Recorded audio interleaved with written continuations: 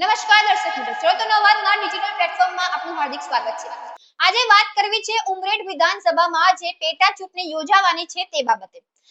23 એપ્રિલે તેનું મતદાન છે. ગોવિંદ પરમારનું નિધન થતા સીટ ખાલી પડતા પેટા ચૂંટણી યોજાય છે. ત્યારે ચૂંટણીને લગતી વિશેષ માહિતી લઈને આપણે સિનિયર પત્રકાર ફ્રાન્સિસ મેકવાન સાથે સીધી વાતચીત કરીશું કે ચૂંટણીને લઈને તેઓ શું કહી રહ્યા છે. ફ્રાન્સિસ, શું કહેશો? જીનલ, ભારતના ચૂંટણી પંચ દ્વારા 5 રાજ્યોની જે ચૂંટણી યોજાવાની છે તેની સાથે સાથે ગુજરાતની ઉમરેઠ વિધાનસભાની પણ પેટા ચૂંટણીનું આયોજન ચૂંટણી પંચ દ્વારા કરી દેવામાં આવ્યું છે, જેમાં જેના સિટિંગ ધારાસભ્ય ગોવિંદભાઈ પરમારનું થોડા સમય પહેલા જ હાર્ટ એટેકના કારણે મૃત્યુ નીપજ્યું હતું.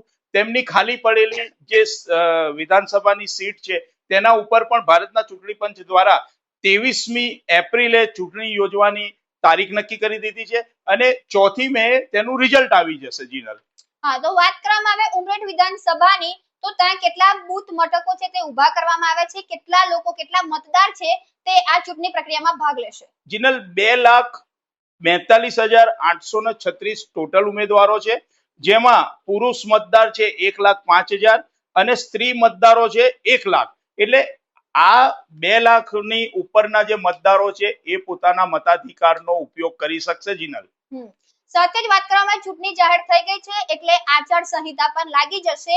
તો કલેક્ટર દ્વારા શું કહેવામાં આવ્યું છે, આની સાથે જો ચૂંટણીમાં પારદર્શિકતા રહે તે માટે શું કરવામાં આવ્યું છે?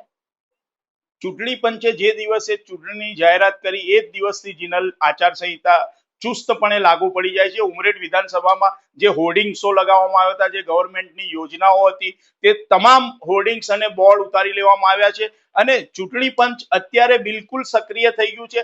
તમે ધારો કે ઉમરેઠ વિધાનસભાની અંદર રોકડ કેશ પણ લઈ જવી એ પણ એક ગુનો બને છે. જે ક્રાઇટેરિયા નક્કી કર્યો હોય ચૂંટણી પંચે એટલી જ કેશ લઈ જવી, એનાથી વધુ જો કેશ હશે તો ઇન્કમ ટેક્સ છે.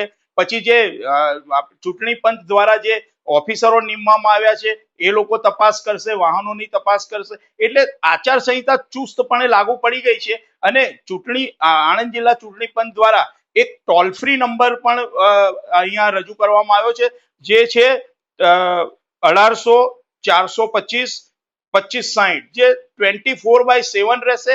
કોઈ પણ મતદારને કોઈ પણ કમ્પ્લેન હોય ચૂંટણી પ્રક્રિયાને લગતી તો તેઓ આ ટોલ ફ્રી નંબર પર સીધો જ કોન્ટેક્ટ કરી શકશે. જીનલ, વાત કરવામાં આવે તો ઉમેદવારી નોંધાવવાની જે તારીખ છે છેલ્લી તે 6 એપ્રિલ 2026 છે. તો આપણને જે નામ સૌથી પહેલું જે નામ સામે આવ્યું છે જયંત પટેલ એટલે કે બોસ્કી, એ એનસીપી માંથી ચૂંટણી લડવાના છે, તો તેના વિશે શું કહેશો? જીનલ, બોસ્કી એક સક્ષમ ઉમેદવાર છે અને એ અગાઉ પણ સંસદીય સચિવ પણ રહી ચૂક્યા છે અને એમને ચૂંટણીનો બહોળો અનુભવ પણ છે. ગત 22ની ચૂંટણી જે યોજાઈ હતી વિધાનસભાની, તેમાં ત્રિપાંખીયો જંગ થયો હતો, જેમાં કપિલાબેન કોંગ્રેસના, જયંત પટેલ એનસીપી અને ભાજપના ગોવિંદભાઈ પરમાર, 3 વચ્ચે ત્રિપાંખીયો જંગ જામ્યો હતો, જેમાં ગોવિંદભાઈ પરમારની 3000 જેવા વોટથી જીત થઈ હતી. એટલે હાલની તારીખમાં ગોવિંદભાઈ હવે જો રહ્યા નથી, હવે ગોવિંદભાઈની સ્થાને ભાજપ દ્વારા કયા સક્ષમ નેતાને ઉતારવામાં આવે છે તેના ઉપર નિર્ભર છે. પરંતુ જયંત બોસ્કીનું પણ વર્ચસ્વ એટલું બધું છે, કપિલાબેનનું પણ વર્ચસ્વ છે. હવે ભાજપ કયો ઉમેદવાર ઉતારે છે તેના ઉપર સૌની નજર છે. ભાજપની વાત આવી તો પ્રશ્ન હું તમને એ પૂછીશ કે ભાજપે છે ચૂંટણી પંચને લઈને હમણાં નિયમ નવા પાડ્યા હતા કે રિપીટ થિયરી તે નહીં અપનાવે, સાથે જ પરિવારના કોઈ સભ્યને ફરી મોકો નહીં મળે. તો શું લાગે છે ગોવિંદ પરમારના નિધન પછી તેમના પરિવારમાંથી કોઈને મોકો મળશે કે પછી ભાજપ પોતાની રાજનીતિ અપનાવશે? ચોક્કસ જીનલ, તારી વાત સાચી છે. ભાજપમાં એક હમણાં જ પોલિસી નક્કી કરવામાં આવી છે કે 3 ટર્મથી વધુ ચૂંટાયેલા હોય કે પછી જિલ્લામાં સંગઠનમાં જો કોઈ કામ કરતા હોય તેમના સગાવાલા કે તેમના કોઈ પણ ઓળખીતાઓને ટિકિટ નહીં આપવી. પરંતુ એક સહાનુભૂતિ તરીકે જો કદાચ હું વાત કરું અને ભાજપ જો સહાનુભૂતિનું વિચારે તો કદાચ ગોવિંદ કાકાનો જે હર્ષદ છોકરો છે તેને ટિકિટ મળવાના ચાન્સીસ છે. પરંતુ જો નિયમ પ્રમાણે જો ભાજપ કરવામાં આવે તો એ ચાન્સીસ ઓછા છે. જીનલ, સાથે જ વાત કરવામાં આવે, આજે એક ન્યૂઝ સામે આવ્યા છે, એક મીડિયામાં મેં વાંચ્યું હતું કે બીયુ પરમાર નિવૃત્ત અધિકારી છે, તે પણ આ જે ઉમરેઠની છે વિધાનસભાની પેટા ચૂંટણી તેમાં ફોર્મ ભરી રહ્યા છે. શું લાગે છે તે કયા પક્ષમાંથી ભરશે, કારણ કે હજુ એ નક્કી થયું નથી?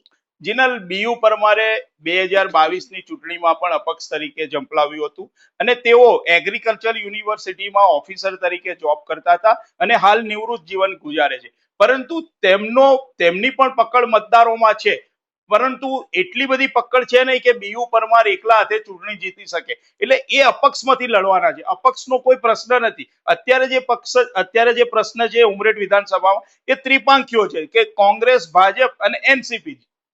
વાત કરવામાં આવે એનસીપી ની તો બની શકે છે કે ભાજપ પણ બોસ્કીને ખેંચી શકે છે, પછી કે કોંગ્રેસ ખેંચી શકે છે. તો ગમે તે એક વોટ લઈને કોઈની એકની સરકાર બની શકે, એવું બની શકે છે. હા, એ વાત ચોક્કસ કહીશ જીનલ, કે જો કદાચ ભાજપ એવું વિચારે કે જયંત પટેલ બોસ્કીને એમના પક્ષમાં લઈ લે અને જો બોસ્કીને ટિકિટ આપે તો એક પાટીદાર નેતા તરીકે એ ઉભરી આવે. કદાચ કોંગ્રેસ પણ એવું વિચારશે કે ભાઈ અમે પણ બોસ્કીને, હવે જોવાનું એ રહ્યું કે બોસ્કી ભાજપમાં જાય છે કે કોંગ્રેસમાં જાય છે કે પછી એ પોતાના એનસીપી ના પક્ષથી જ લડશે. જીનલ, હા, હવે ઉમેદવારી નોંધવાની છેલ્લી તારીખ 6 એપ્રિલ છે. પત્રોની તપાસની તારીખ 7 એપ્રિલ છે અને પાછી ખેંચવાની તારીખ 9 એપ્રિલ 2026 છે. મતદાનની તારીખ 23 એપ્રિલ 2026 છે અને 4 મે રિઝલ્ટ આવશે કે જે ઉમરેઠ વિધાનસભાની જે પેટા ચૂંટણી છે ત્યાં ભાજપ, કોંગ્રેસ કે પછી એનસીપી બાજી મારે છે. બસ આવી સતત અપડેટ માટે અમારા સાથે જોડાયેલા રહો કે આ ઉમેદવારીમાં, આ પેટા ચૂંટણીમાં કોણ બાજી મારશે